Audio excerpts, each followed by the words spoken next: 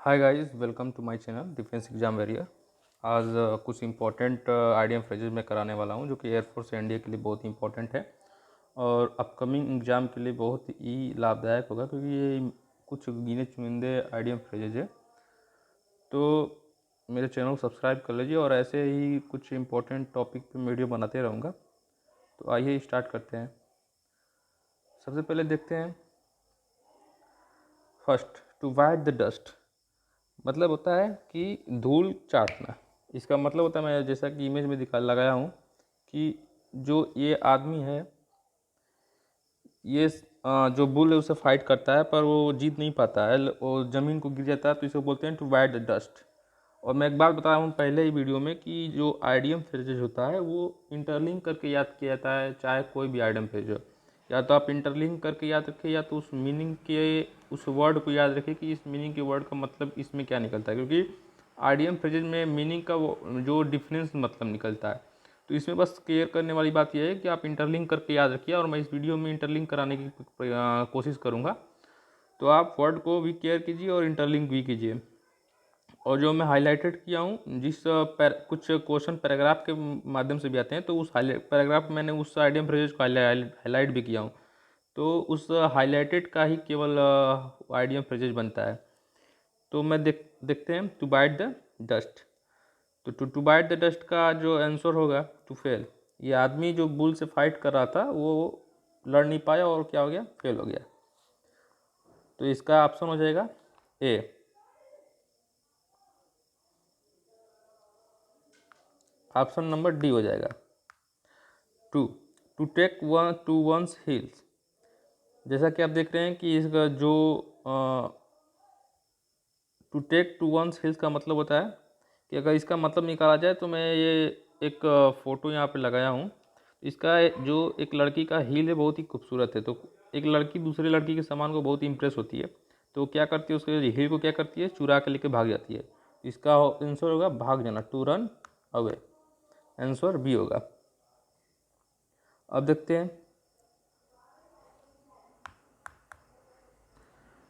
हैं to be all at sea. एक मैं कहानी सुनाता हूँ आपको। To be all at sea का मतलब क्या होता है। अगर मान लीजिए आपके 1 रुपये का सिक्का जो है हो वो एक समुंदर में गए हैं आप घूमने के लिए और वहाँ पे गिर जाए, तो क्या आप कंफ्यूज आएंगे ना कि कहाँ गया कहाँ गया। तो ये होता है to be all at sea का मतलब होता है कंफ्यूज होना। तो ये आंसर हो जाएगा इसका B, lost and confuse. Fourth question, to doctor the account. अगर इसका मीनिंग देखा जाए तो टू डॉक्टर्स द अकाउंट, तो आपको इंटरलिंक करके याद रखना पड़ेगा कि डॉक्टर क्या करता है, हर एक मरीज के बारे में क्या करता है, उसके जो मरीज के जो भी घटना है उसके बारे में हर एक जानकारी रखता है। तो इसका आंसर हो जाएगा मैनिपुलेट द अकाउंट। क्या है कि बच्चे इसमें कन्फ्यूज होते हैं कि अकाउंट और डॉक्टर का कोई मेल नहीं है, तो इसमें ये मेल रखिए, आप ये इंटरलिंक कीजिए कि डॉक्टर सभी मरीजों के अकाउंट को क्या करता है, मैनिपुलेट करता है। मैनिपुलेट मतलब करना, गणना करना। तो डॉक्टर सभी मरीजों के अकाउंट को क्या करता है, मैनिपुलेट करता है। Next question, John's offers of help was turn down by the police. मतलब कि जो जॉन्स ऑफर किया था, पुलिस को कुछ भी हेल्प करने के लिए ऑफर किया था, वो क्या किया गया, टर्न डाउन। टर्न डाउन का मतलब होता है रिफ्यूज करना। टर्न डाउन का मतलब, जैसा कि मैंने इस पिक्चर में मैंने लगाया है कि ये जो आदमी इसको कुछ लिफाफे में दे रहा है, तो वो क्या कर रहा है, उसको मना कर दे रहा है, मतलब टर्न डाउन कर दे रहा है। वो क्या करता है, रिफ्यूज करता है, मना कर दे रहा है लेने से। तो आंसर इसका हो जाएगा सी। नेक्स्ट क्वेश्चन देखते हैं, she could never measure up to her parents expectation. तो मान लीजिए कि मैं एक कहानी सुनाता हूँ। कोई लड़की है, वो उसके पिता को भरोसा है कि ये पक्का इस साल अपने क्लास में फर्स्ट आएगी, लेकिन वो अपने उस लेवल पर पहुँच नहीं पाती है और उसको बोलते हैं मेजर अप। तो यहाँ आगे लगा है नेवर। यही केयर करने वाली बात है, ये नेवर लगा देता है तो आंसर गलत टिक मार देते हैं हम लोग। तो यहाँ पे हो जाएगा reach the level. The sea could never measure up, हमको मेजर अप का ही आइडियम फ्रेज का मीनिंग बताना है, तो इसका हो जाएगा रीच द लेवल। इसका हो जाएगा reach the level. Question number 7, the thief was on good term with the police. मतलब कि अगर चोर चोर मौसेरे भाई, आप सुने होंगे कहावत, ये वही है। वाज फ्रेंडली, गुड टर्म का मतलब होता है फ्रेंडली। तो नेक्स्ट क्वेश्चन 8वां, the little girl with her flawless performance stole the show. मुझे बस स्टोल द शो के आइटम फ्रेज का मीनिंग बताना है। तो स्टोल द शो का मतलब होता है शो को चुरा लेना, मतलब कि इतना अच्छा परफॉर्मेंस वो छोटी लड़की दी कि सारे लोग उसका प्रशंसा करने लगे। तो वन एवरीबॉडी प्रेज, जितने लोग उस शो को देख रहे थे सभी उसकी क्या किए, प्रशंसा किए। अब देखते हैं next question, she bought her new house for a song. For a song का मतलब यहाँ पे कुछ डिफरेंस निकलता है, जैसे कि अगर आप इस क्वेश्चन को पढ़ेंगे तो आपके दिमाग में कुछ आएगा नहीं आंसर, लेकिन इसका आंसर होता है she bought her new house, वो अपने नए घर को खरीदा for a song. For a song का मतलब होता है बहुत सस्ता। ये जो मैंने हाईलाइट किया है यही आइडियम फ्रेजेज है, और इसी आइडियम फ्रेजेज का मुझे मीनिंग बताना है। तो फॉर अ सॉन्ग का मतलब होता है वेरी चीपली, बहुत ही सस्ता। नेक्स्ट देखते हैं,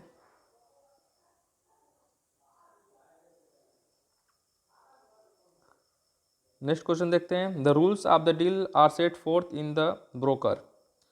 तो ये क्वेश्चन का आंसर होगा स्टेटेड।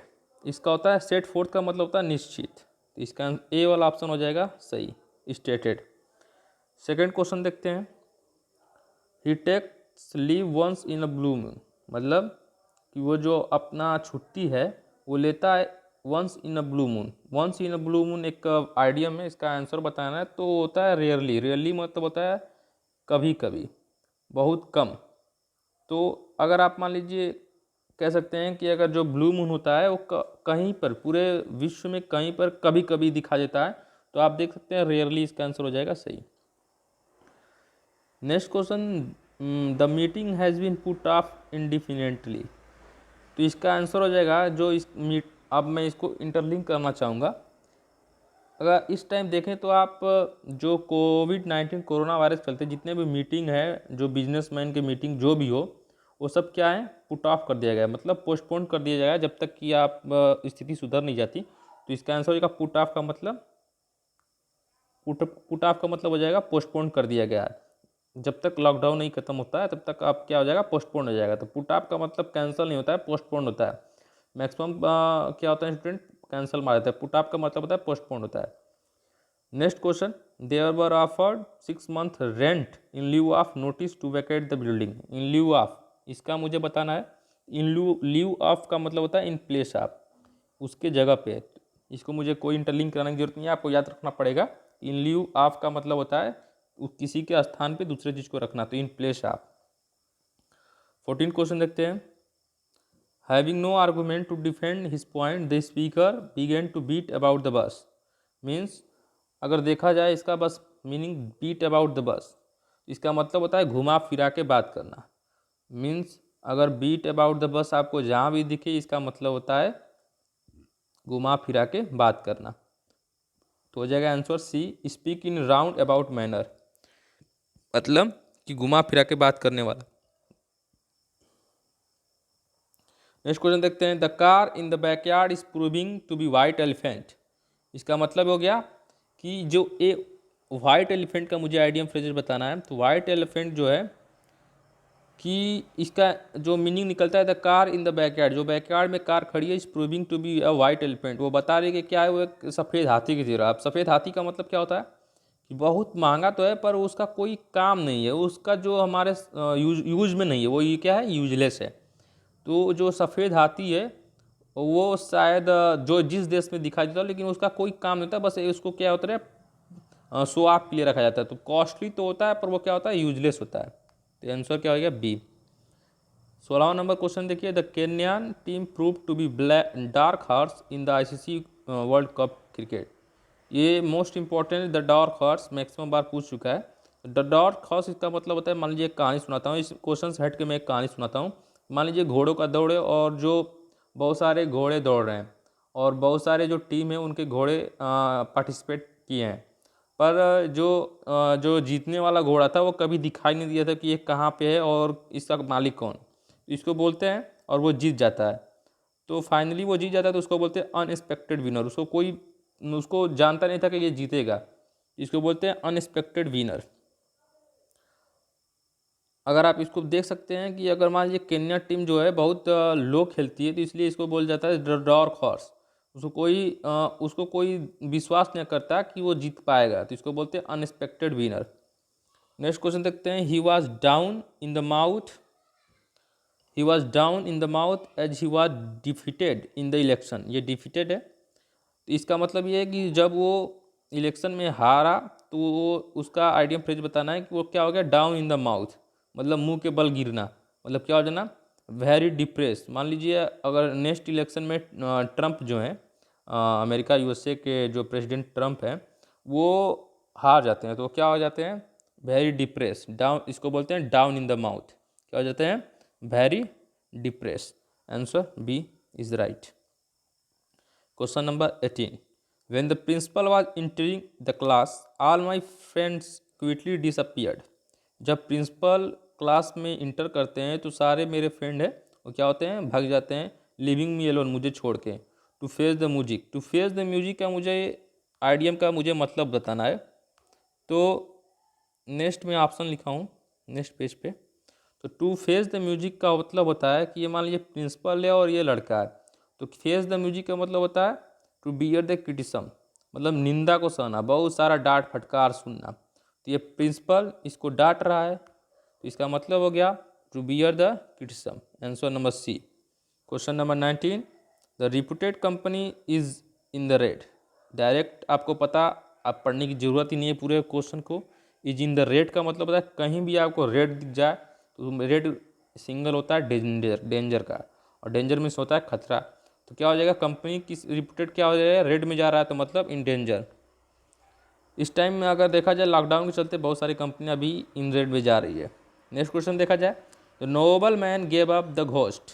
ये घोस्ट है, थोड़ा सा मिस्टेक हो गया है सेटिंग करने में। तो जो the noble man gave up the ghost, मान लीजिए बहुत अच्छा एक आदमी है पर वो गेव अप द घोस्ट मतलब कि उसके मरने का समय आ गया। गेव अप द घोस्ट का मतलब होता है डाइड।